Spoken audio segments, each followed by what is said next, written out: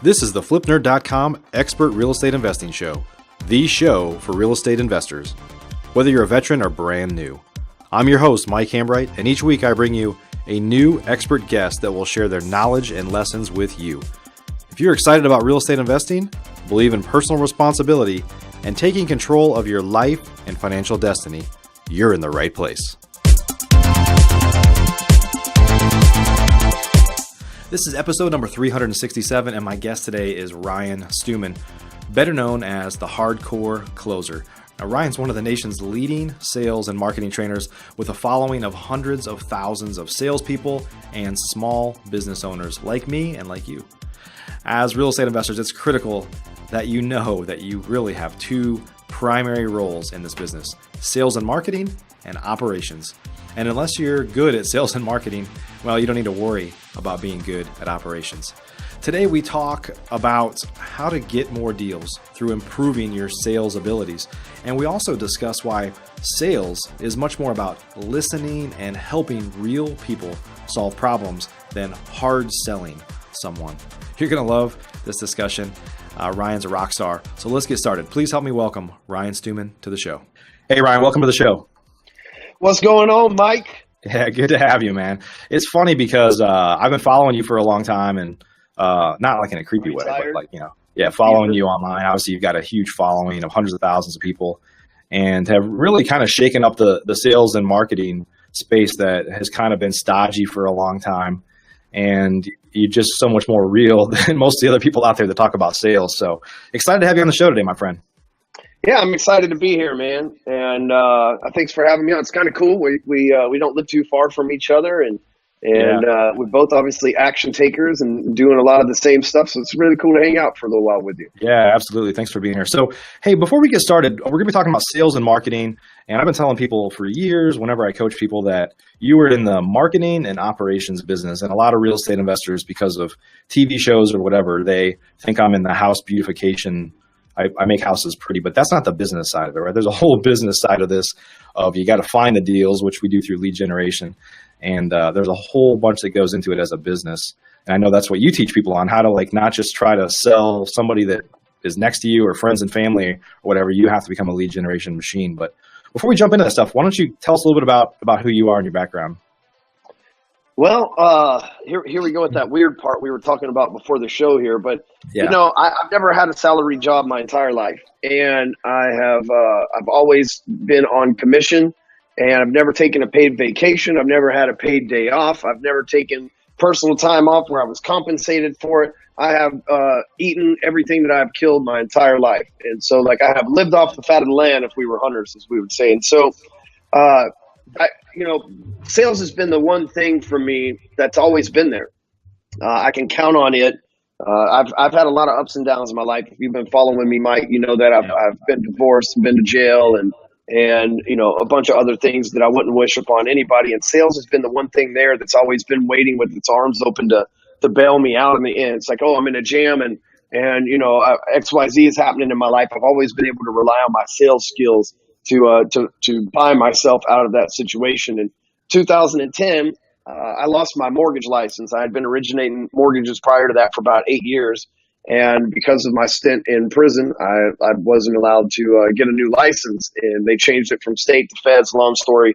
And, but so I got into this whole coaching thing. And for the last 7 years, I've been teaching small business owners and salespeople and, everybody but your favorite corporate staunch type of person, right? I've been teaching like real people how to build a real business. People like you, Mike, you're an entrepreneur, you've got your own dream, you've got your own idea how things work, you've got your own ideology of how to plug in and run a business.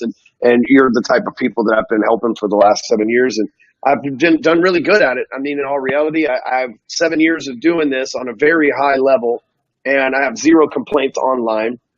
And I think a lot of that's because people are scared of us, but I'm just playing. But I have zero. I'm not on the rip-off report of the Salty Droid. I don't have people going and saying that I ripped them off or anything. We've always delivered above and beyond expectations, and we've kept it real the whole way. I'm not you guys watching on video, you can see I'm not sitting here in a suit and tie and I'm like, I just got out of church and, all this other stuff. I'm covered in tattoos and I'm wearing a t-shirt and stuff like that. So we've kind of built this thing with our our own rules, because I'll say this before we move on. I saw, and obviously you did too, but I saw in the sales world, it was a bunch of guys in suit and ties that talked about their perfect lives and church on Sunday. And they're really the kind of guys that like sold to your manager, right? They aren't the kind of guys that you'd buy from as a sales guy. They like sell to your manager, and then you're like, the manager paid for us to go to this crap we got to take, and that was like the whole sentiment when I was in the sales game too. And so when I switched over to this sales trainer, whatever world that you want to call it, I decided that, hey, you know what? I'm going to be the guy for the salespeople, not that's forced on the salespeople. So yeah. That's awesome, man. And the important, I talk about this all the time. I talk about it with my wife because we have a son that's 10, and we're starting to think like, what's he going to do? What does he want to do? He doesn't know what he wants to do. I don't know if I know what I want to do yet. I like what I'm doing now, but you know what I mean? So we talk about what's important all the time. And my son, if anything, is a salesman, and I'm like, there's something comforting about to know. Even I think about this for myself. So you don't know my backstory probably, but I left corporate America about 10 years ago after a couple rounds of layoffs and getting fired and stuff like that. And I just couldn't rely on corporate America anymore. And I've said this before, and I don't say this this isn't like ego saying this. There's a lot of comfort in knowing when you're good at sales and you know that you work hard and you can build stuff, to know that at any point in your life, somebody could take it all away and I'll be back. Give me a year and I'm going to be back. Right. That's so comforting, because there's a lot of people that are in corporate America that they feel like they're trapped, right? Because they don't feel like that yet. Like, I don't know what I would do if I lost my job, right? Yeah. So that's what most people think. They lost their job. They wouldn't know what in the hell to do. They'd be in a complete panic. Yeah. So kudos to you for training people. And truthfully, that's the same thing I do. I train people on how to use real estate investing as a vehicle to find financial freedom, because it's worked well for me. It's worked well for a lot of people that I know. And probably unlike almost anything else, you have the opportunity to make some major paydays without necessarily have a ton of capital and without having a ton of experience. So, yep. Yeah. Cool, man. All you need to do is watch one episode of Flip This House, go buy something from an auction, freak out a little bit, hire a contractor, make $1 million. You know what I'm saying? And you get like the wife and the Ferrari, and you can be doing seminars around the country. It's exactly like that. That's exactly how it works. That's all you have to do, man. I just saved your people a bunch of time, Mike, right? Yeah. That's all you got to do. Well, you saved a bunch of time, because they shouldn't do that. They should just on FlipNerd and learn how to really do it. So, man, so let's talk about, we were talking about this a little bit before we started recording today, that a lot of real estate investors those that want to be real estate investors, they get hung up on the function of the business, which is like rehabbing a house or doing things without thinking of the business side. The business side of it is you need to become a lead generation machine, a salesman, and an operator, right? So you really have to be a sales and marketing rock star, or you've got to aspire to be, or you got to work on it, and you've got to operate your business, because truthfully, a lot of people that get in this business end up doing everything themselves, and then they're not good at anything, and they don't get that life freedom that they wanted, because they are their business, right? But let's start talking about kind of sales and marketing, the importance, because I know you haven't really talked about it a whole lot on this show, but I know that you also are a real estate investor. So talk about the importance of lead generation. Let's kind of start talking about just the importance of honing your sales skills and the importance of lead generation in real estate investing. Are you looking to change your life through real estate investing? If you're interested in either getting started or taking your business to the next level, please check out FlipNerd's private program at theinvestormachine.com. This is the most robust real estate investor coaching, networking, and mastermind on the planet, and designed for your success.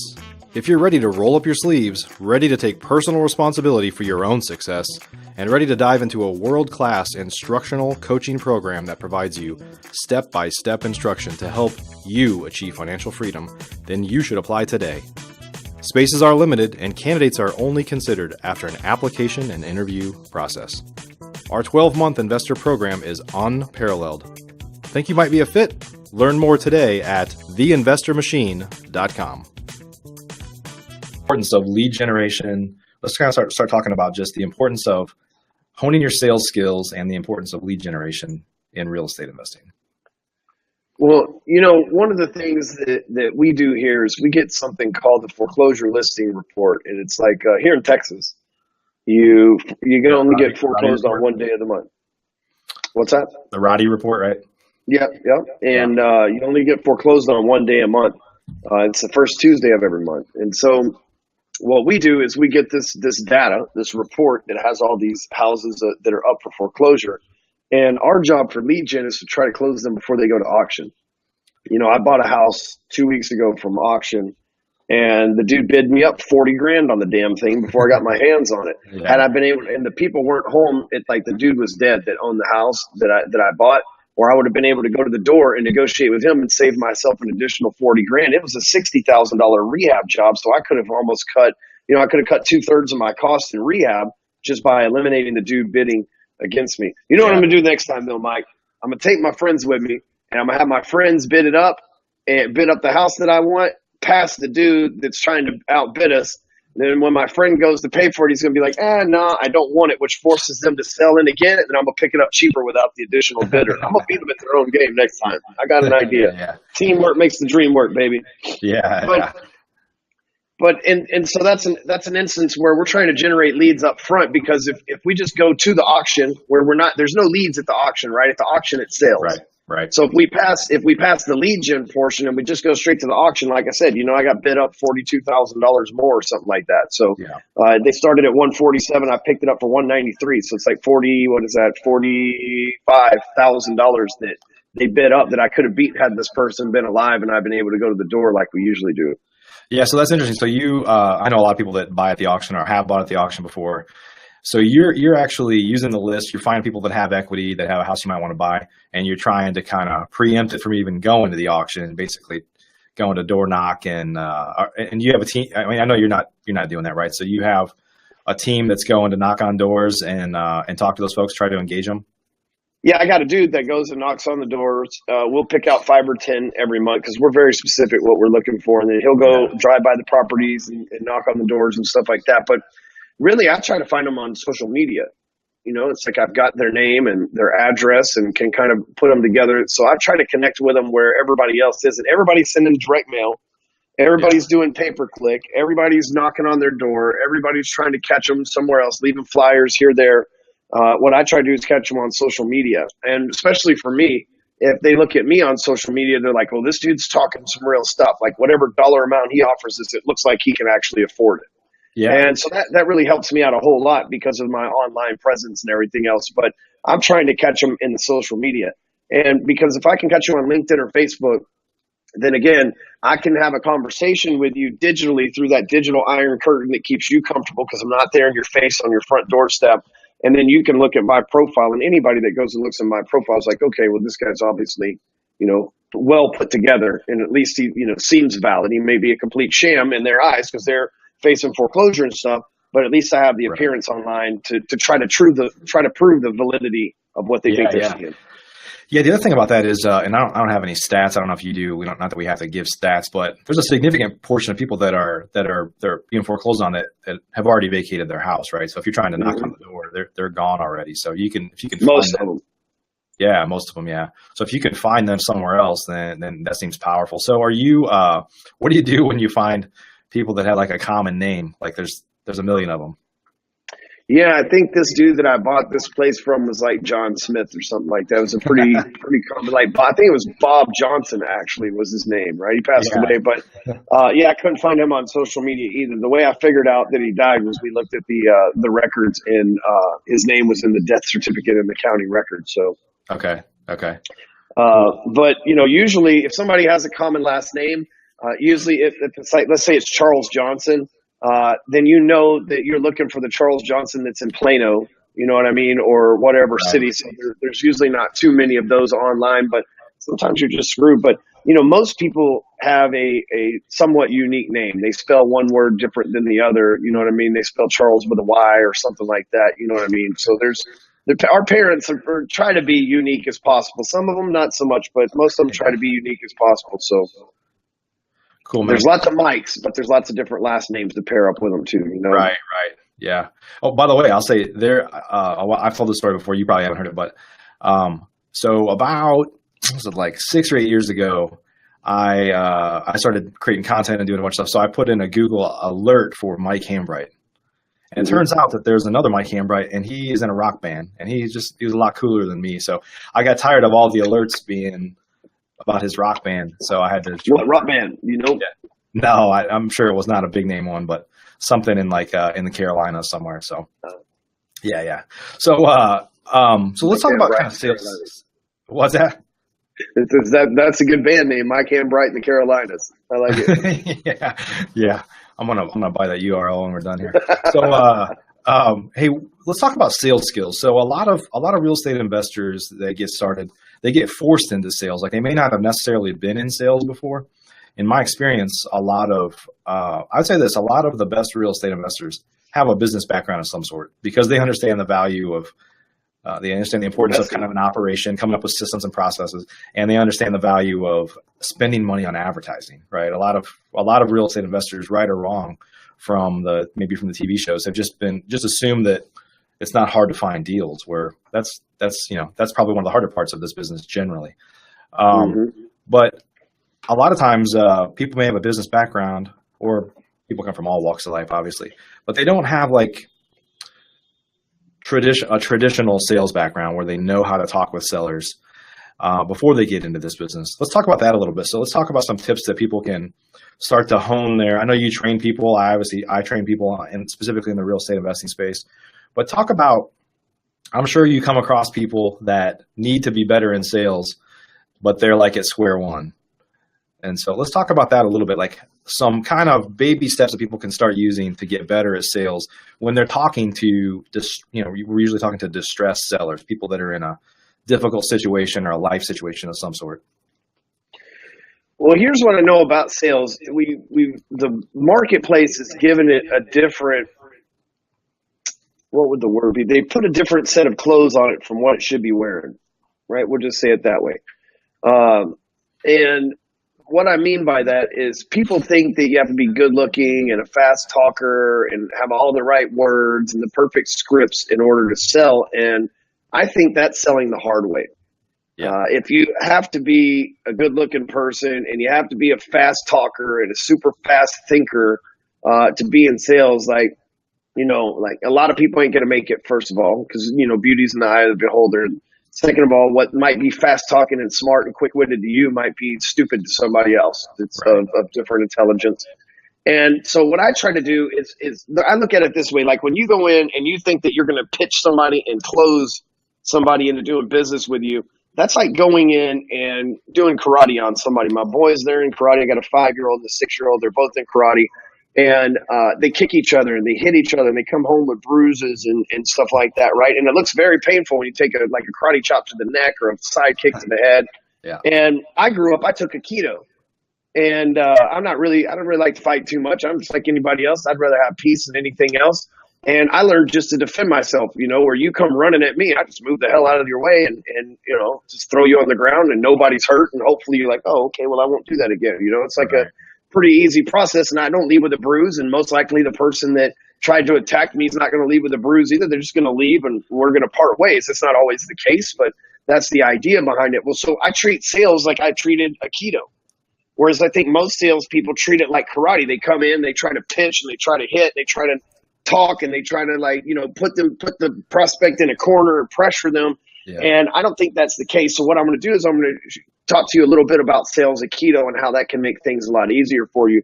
A person that does Aikido doesn't go out and doesn't initiate the conflict, right? You let the person bring the conflict to you, right? So like in Aikido, you're not going to punch somebody first. You're going to wait for them to punch. You're going to grab their hand and use their body weight to distribute against them to get them away from you.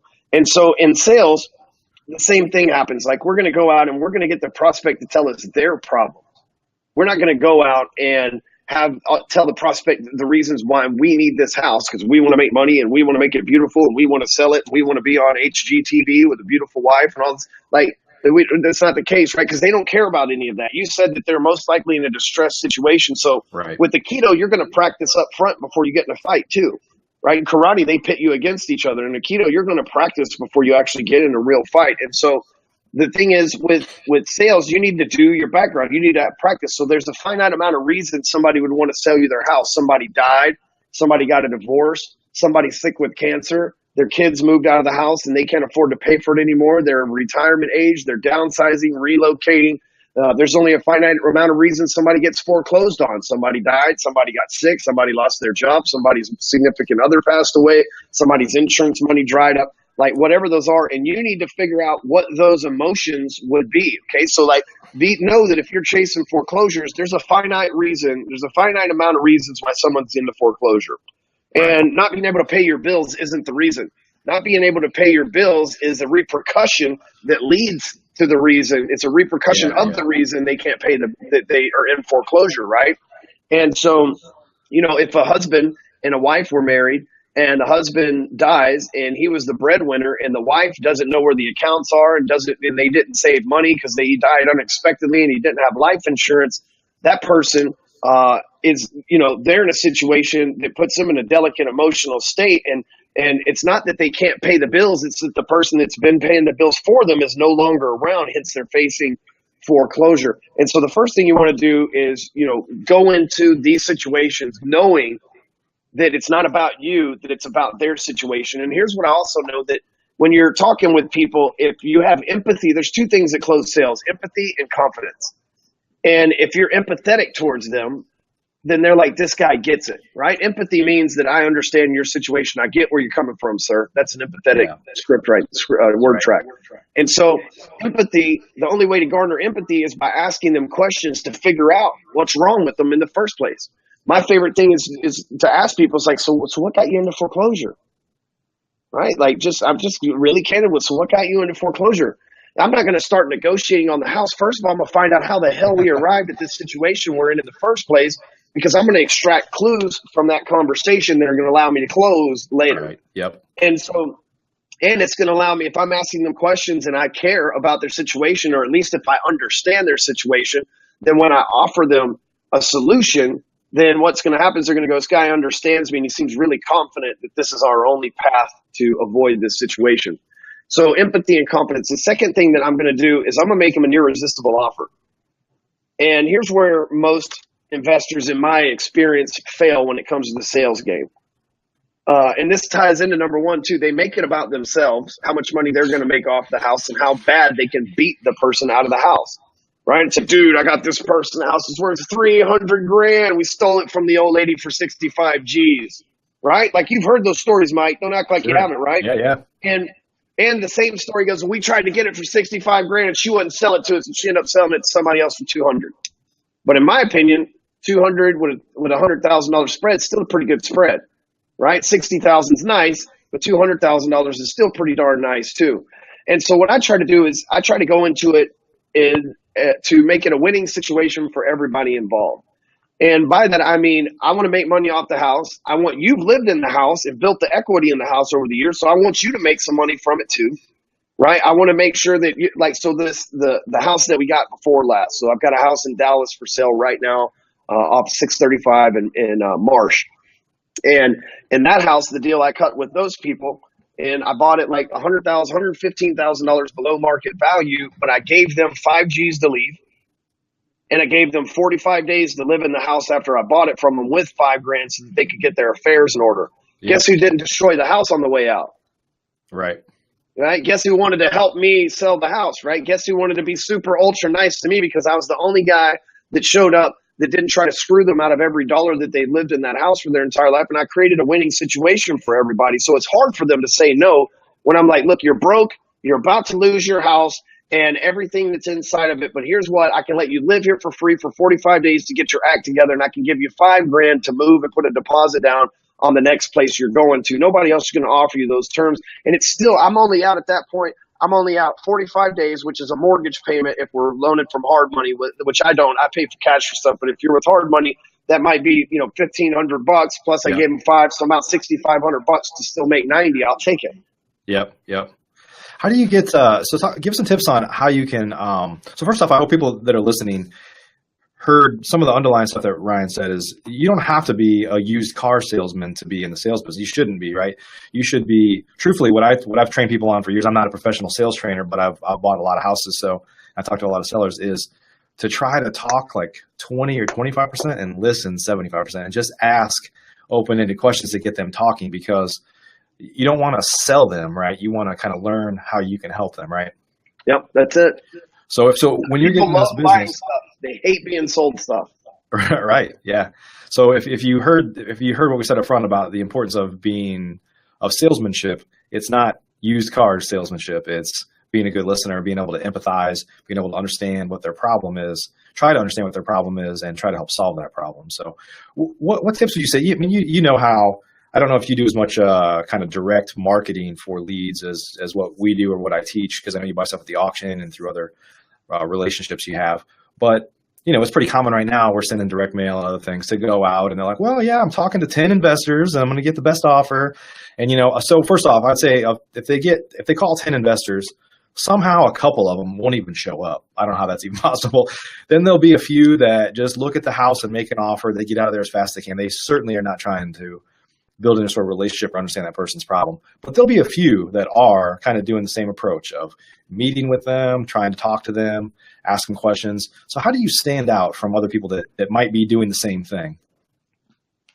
I find out what they want. You know, I find out what they want because, you know, you're taking a house that someone, let's say, again, foreclosure, you're taking a house from somebody that they may have lived there for 10 years. And even though they can't live there anymore, I want to see what their vision is. What kind of people do you want this house to go to? What do you want it to, it's like, okay, well, you think, what have you always wanted to do to this bathroom? You've mentioned that we need to rehab it twice. What have you wanted to do to it? That's something that I'll consider taking care of. Would you guys like to come back and check it out and see what we do with it after it's done? You know what I mean? Like, I just try to see what they want. Right. And whether I do it or not, you know, obviously they're not the best decision makers on the planet, or they wouldn't be in foreclosure, right? But, you know, but I still want them to tell me like what their vision for it is, because again, they're the ones that have to sign off on the paper in order for me to make a profit. So I need to make it all about them. Right. You said 75-25, you know, 2 ears, 1 mouth. We've all heard that equation. I say he who speaks the least earns the most. Yeah. And so I go in and I ask the same thing, just like you said. I'm asking open-ended questions to get them talking, because at that point I can figure out what they want.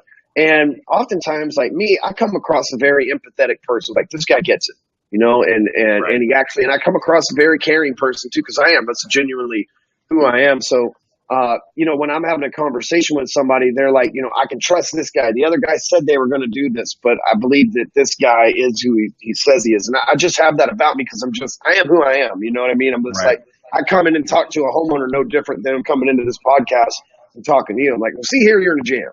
Here's how we're going to get out of it. But, you know, first I need to know what got you here, and then what are you going to do after this? Because I don't want to just kick you on the street. That's not what I'm here to do. Right. And I find that little word track alone, it's like, well, I want to find out what your plans are, because I'm not here to just make money off your house and kick you in the street. You know, and I think that that's like a powerful word track, because people are like, oh, yeah, I guess that could happen. And nobody else has mentioned that they even give a damn about us living on the streets or not. Right. Yeah, and I found too, if you do a good job of building rapport with that person, even if they get a higher offer, sometimes they'll come back and they'll say, you know what, I got a higher offer, but I prefer to work with you, but I got a higher offer. And they'll kind of, I say, you might get a second swing at the ball, right? Yep. Yeah. Yep. And if they didn't like you, you're not even going to tell you they got a better offer and they didn't like you, like, you're out. Yeah. So like in the mortgage business, you know, that's a pretty numbers driven business. You like, give me an interest rate and I'm out, you know, and my whole thing then was like, well, why are you refinancing your house, or why are you buying another house in the first place? And I start listening to them, and they're like, you know, the other bank said it was cheaper, but I'm not sure I believe those guys. You seem like what you say, it's going to 100% be the outcome. So I'm willing to take the risk and maybe a little bit higher rate. Yep. So, I had a question I was going to ask you. So how do you, what would you say, you know, one thing that I want to say is that for real estate investors that are listening to this, or aspiring real estate investors, those that are getting started, is honestly what we just talked about makes this business a lot more tolerable and more fun when you're helping people solve problems, because it's a numbers game. You might go talk to 10 or 12 people before you get one to accept the deal. And it's a lot more fun trying to help people solve problems along the way, and just being able to go home at night or at the end of the week and say, I didn't get any deals this week, but I helped some people. You know, you just feel better about what you're doing, instead of just, I'm just trying to get deals done, and I don't really care about the people that I'm even meeting with. So, I mean, clearly that ultimately comes through, that you don't care, even if you don't think it does. Like, people aren't stupid. But, you know, Mike, I go into a situation like this. You know, I was we got this house right now. The dude died in the house, and or the dude that owned the house died. Sorry, he didn't die in the house. Even though when we went in there, something died in that damn thing. And I'm like, I hope we don't walk in the front room and it's the homeowner, right? I got some stories I can tell you sometime, man. Yeah, me too, man. I've got some off the air stuff, yeah, of course. But I've had this ain't my first house with death in it. So, That's just part of the business, you know. But here's the way that I look at it. This house is rotting. The foundation was messed up. The roof was messed up. The neighbor's house is beautiful. And so I'm going to go in there. I'm going to re-beautify the neighborhood. I'm going to make the neighbors happy. I'm going to make some new homeowner happy because they're going to get a practically brand new house in the middle of a great city. That's probably going to raise morale within their family. Their kids are going to be happier. They're going to go to a better school they did before because most people don't downsize, they upsize. The neighbors are going to be happy because there's going to be the right couple or the right family or the right independent owner that's next to them that's taking care of their yard. I brought the value of the neighborhood up. I've brought beauty to the neighborhood. I've brought joy to the neighborhood. I've brought joy to the people that live in the neighborhood, joy to the people that live in the house. And I look at it as if it's a higher purpose. I'm not just grabbing a house and knocking down some walls and then making some money from it. Like, I'm literally bringing transformation to a neighborhood, a family, and a community of people. And, you know, at first you don't think about much of it. You're like, well, it's just one house, bro. Slow your roll, right? Like, I get it. But at the same time, Mike, you said you've done thousands of houses, man. You've changed the landscape of the community around here, you know? Yep. And you say, well, it's just one house. But if we built a 90-story building in downtown Dallas, it would change the landscape of the entire city, right? The skyline would completely evolve. All the pictures we have now would be outdated. So one thing is of huge significance because you never know. I could do some stuff to this house and the neighbor could go, you know what, man, I'm inspired to rehab my house too to keep up with the Joneses. Sure. And another neighbor could go, you know what, I'm inspired to make my yard look like that. The next thing you know, we've got a domino effect through the whole neighborhood. But I go into it looking at as a higher purpose. Like, the result of the house when I'm done with it is going to be phenomenal. The people that I'm buying the house from, I'm going to make sure that they're taken care of and that they're not screwed over. I'm going to make sure that the workers that do the job and the contractors make money and feed their families. So it's way bigger than just like me going and rehabbing a house and getting profitable. I'm creating jobs. I'm re-beautifying the neighborhood and so on and so forth. Absolutely. Absolutely. And the most veteran real estate investors I know, it takes a while before if you've never done a deal, that may not make as much sense to you because you just want to do a deal, right? But once you start doing this, I think it gets to a point, especially when you start making money, you're like, it's cool. It just, you know, there used to be big paydays where my wife and I are giving us high fives. We're so excited about it. And then it gets to a point where you're like, yeah, we closed on 2 deals last week. And, you know, it starts to lose its meaning unless you tie it to something bigger, like you said, for sure. A heart attack's not a big deal to a cardiologist. That's right. That's right, man. Yeah. Awesome. Well, Ryan, thanks for spending time with us today. Definitely great to see you, and I feel like we could talk for hours, but maybe we'll have to have you back for part 2 or something. Yeah, man. Maybe we can do it in person. Yeah, absolutely. Hey, before we drop off here, tell us how, if folks want to learn more about you. I know you put out a ton of content, a lot of great information. Where do folks go to learn more about you? So the best place would be elevatortothetop.com. That's my best-selling book. We'll send you a paperback copy for free in the mail. Just go to elevatortothetop.com, and that's, like I said, my best-selling book. We'll send you it's not an ebook. We'll send you an actual paperback copy. Awesome. And so the book is everything you need to know about sales from day one to retirement.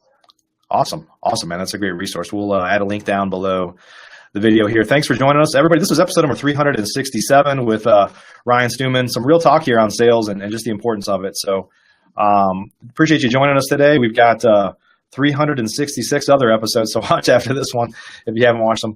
But we appreciate everybody for listening. And we're recording these live now weekly.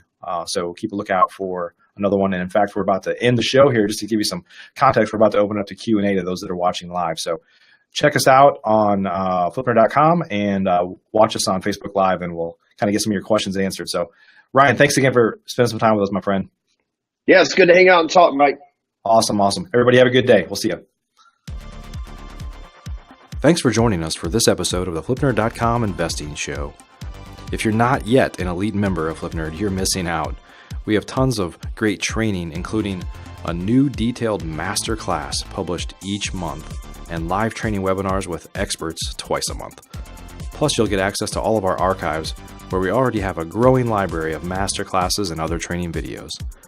Elite members also get membership in our incredible online mastermind group, where many of the top real estate investors from across the country, including many of the hundreds of guests I've had on the show in the past, are already members.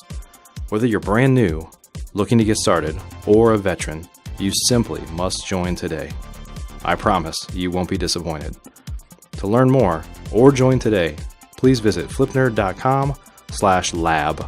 That's flipnerd.com/lab. See you on the next show.